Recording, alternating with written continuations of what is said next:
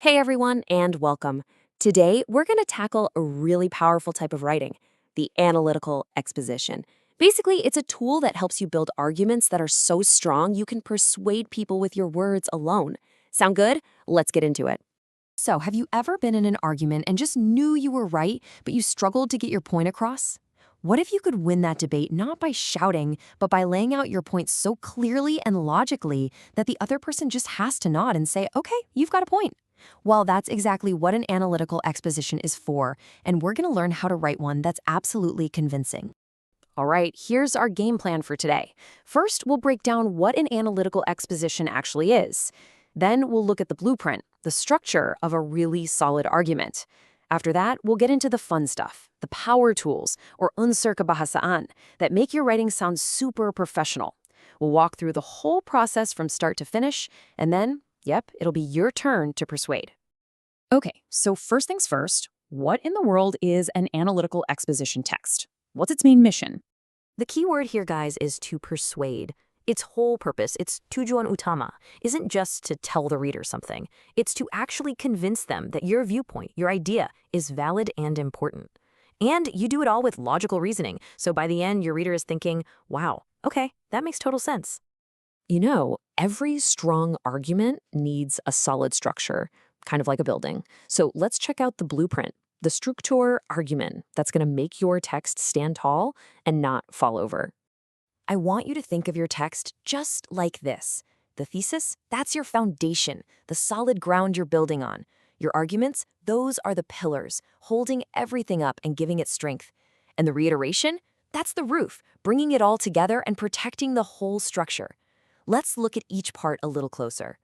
First up, the thesis, or pernyataan utama. This is your grand opening. It's where you introduce your topic and state your position loud and clear. There should be zero doubt in the reader's mind what you believe and what you're about to argue for. This is your big claim. Next, we've got the pillars, your arguments. Now, this is where the real work happens. It's not enough to just say, I think this because I think so. No way. You have to back up your thesis with solid evidence, or bukti. We're talking facts, facta, and data. Each argument is a strong pillar, and that evidence is the concrete that makes it impossible to knock down. And finally, we put the roof on with the reiteration, or panegasan ulong. This is your conclusion. You're not bringing in any new ideas here. Instead, you're restating your main point, kind of summarizing your arguments one last time to really hammer home your position. It's your final, powerful mic drop. Okay, so we've got the blueprint. Now let's talk about the really cool stuff, the power tools. These are the specific language features, the unsur kebahasaan, that are going to make your writing sound way more academic, objective, and of course, persuasive. Our first power tool sounds a little fancy, I know, nominalization, or pembindian. But trust me, this is a game changer. It's simply the trick of turning an action, a verb, or a quality, an adjective, into a concept, which is a noun. So why do this? Because it magically shifts the focus away from a person doing something and onto the idea itself. It makes your writing instantly sound more formal and objective. Now, check out this example, because this is where it really clicks. On the left, people are more aware of health. Totally fine, right? But look at the right. Public awareness about health is increasing. See that? We change the adjective aware into the noun awareness. And boom, the sentence just sounds more official, more analytical. It's a small tweak with a huge impact. Here are a few more examples to really get this pattern down.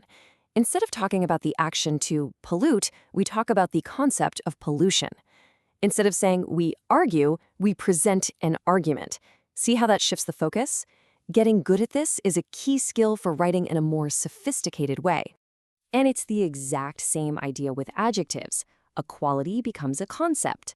Someone is aware, which leads to the concept of awareness. Something is important, so we discuss its importance. It's subtle, but it's super powerful.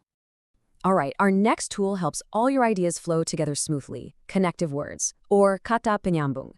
You can think of these as the GPS for your reader. Words like firstly and secondly guide them through your points in order. Words like moreover tell them you're adding more good stuff, and words like consequently show that one thing caused another.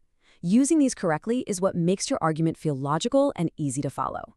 Now, let's talk about the engine that drives your entire argument. Internal reasoning, or penderlogies. This little three-step process is the secret sauce. First, you make your claim. Then you explain the logic, why your claim makes sense. But you can't stop there. You have to prove it with hard evidence, facts and data that make your logic impossible to deny. Claim, logic, evidence. You get this trio right, and your arguments will be unstoppable. So we have our blueprint, and we have our power tools. Now, how do we actually put it all together? Let's look at the construction process, how we go from a messy first idea to a polished, persuasive final piece. The writing process has 4 main stages. First is drafting. Just get your ideas out on paper, don't worry about it being perfect. Then proofreading, where you hunt for those little typos and spelling mistakes. But honestly, the real magic happens in revising. This is where you make your argument stronger, check your logic, and make everything flow beautifully.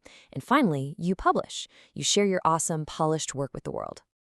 All right, we've covered the what, the how, and the why. We've talked about the structure, the tools, and the process. So let's bring it all home. It's just about your turn to get out there and persuade. And if there's one thing you remember from all of this, let it be this right here. Being persuasive in your writing isn't about being the loudest or using fancy words. It's about being the most logical. A well-structured argument backed up by real evidence and presented clearly will always be more powerful than just a strong opinion. So I'll leave you with this question. You now have the blueprint for a powerful argument, and you got the tools to build it. So think about it, an issue you care about, an idea you want to champion. What idea are you going to build first? Now go make your case.